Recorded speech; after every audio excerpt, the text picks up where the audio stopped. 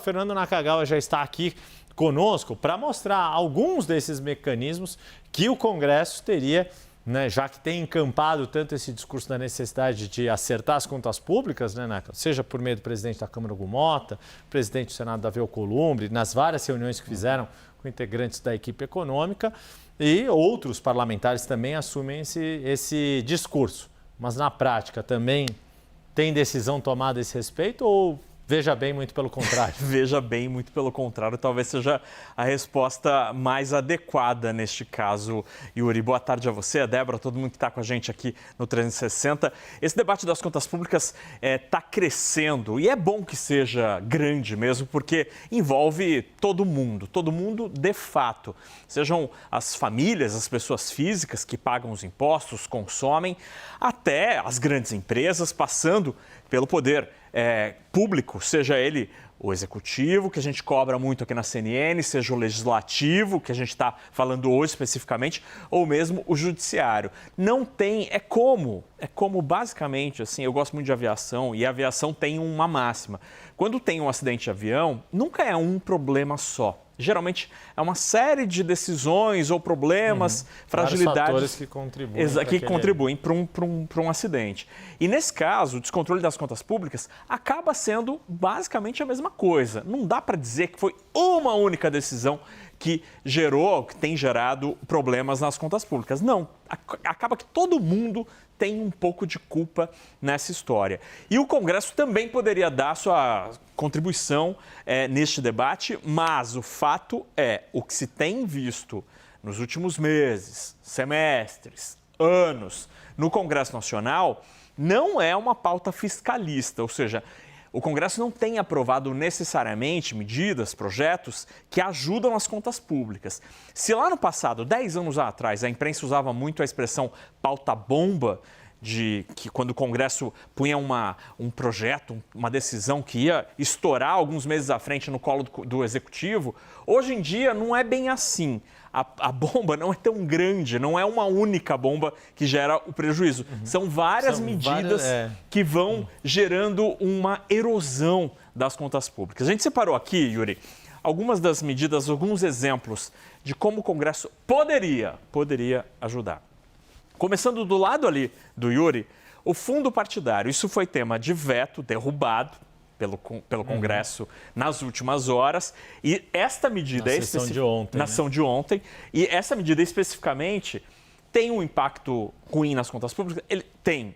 Ele não é tão grande quanto os vários bilhões, mas só ali são 160, quase 170 bilhões de reais que o governo vai ter que tirar do bolso, do caixa. 170 milhões. Milhões.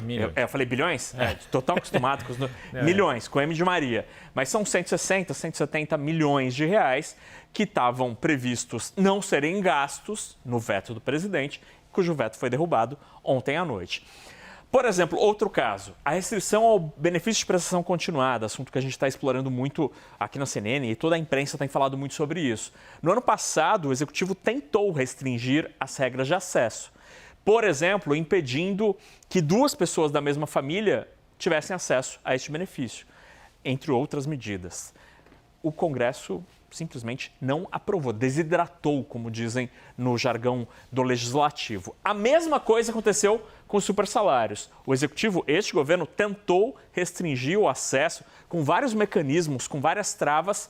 O Congresso Nacional não aprovou do jeito que o Congresso queria, ou que o Executivo queria.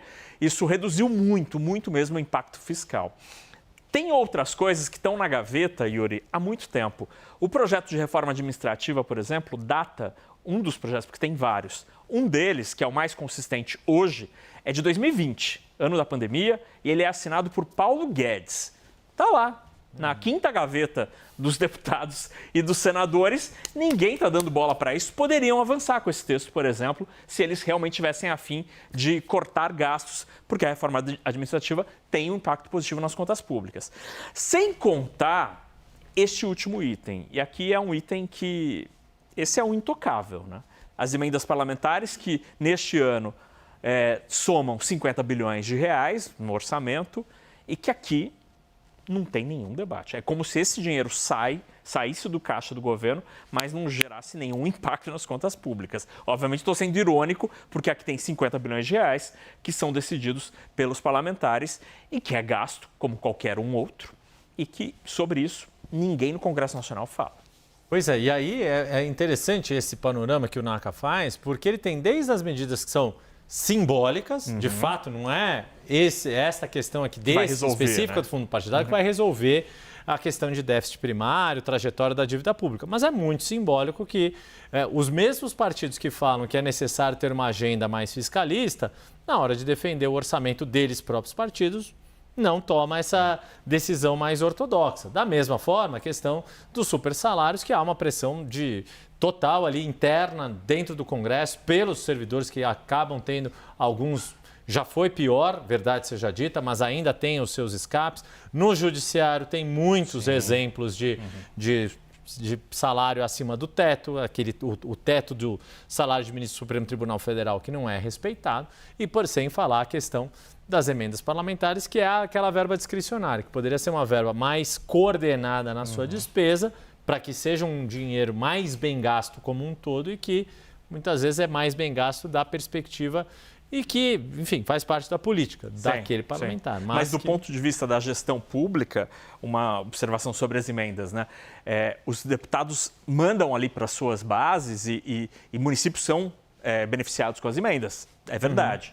Mas o que muita gente critica do ponto de vista da gestão de recursos públicos é, por exemplo, ao invés de fazer 3 praças numa cidade, fazer uma cobertura de uma quadra em outro município, por que esse dinheiro não poderia ser centralizado pelo governo do estado ou pela União para a construção, por exemplo, de um hospital de referência que vai atender 10 municípios? Isso só se faz com coordenação. E deste jeito que está, não tem coordenação, porque o dinheiro vai para os municípios.